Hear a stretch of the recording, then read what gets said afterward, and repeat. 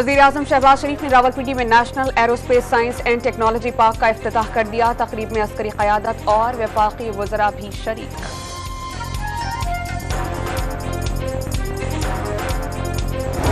तौशाखाना फौजदारी कार्रवाई केस काबिल समाअत करार देने का फैसला कलअदम करार। सेशन कोर्ट को दोबारा सुनकर फैसला करने का हुक्म।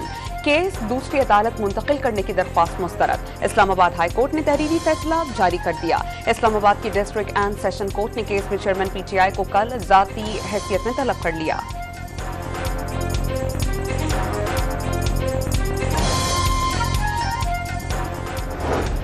वकील कत्ल केस में चेयरमैन PTI की अपील समाअत के लिए मुकर्रर। सुप्रीम कोर्ट का 3 रुकनी बेंच 9 अगस्त को समाअत करेगा। केस में अदालत ने चेयरमैन PTI को जाती हैसियत में तलब कर रखा है।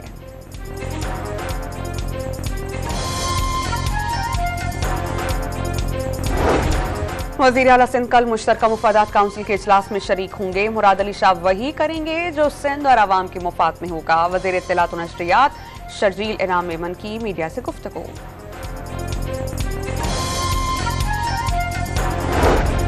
MKM पाकिस्तान का आज से 14 अगस्त तक मुल्क भर में अशराए आज़ादी मनाने का ऐलान। कौम को आज़ादी के हकीकी मकासद से रूशनास कराया जाएगा। खालिद महमूद सदीकी की प्रेस कॉन्फ्रेंस। वाज़ेह किया कि शहबाज शरीफ से निगरान सेटअप पर बात हुई।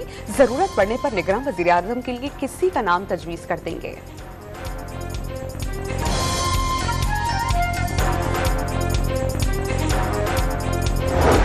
मेयर कराची ने ईरानी वज़ीर ख़ारजा के हमरा शाहराह इमाम खुमैनी का इफ्तिताह कर दिया। ओल्ड क्लिफ्टन सड़क को ईरानी और पाकिस्तानी परचमों से सजा दिया गया।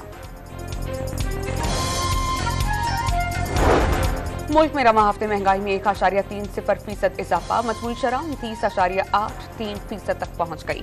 इदारा शुमारियात ने महंगाई के हफ्तावार आदाद-ओ-शुमार जारी कर दिए।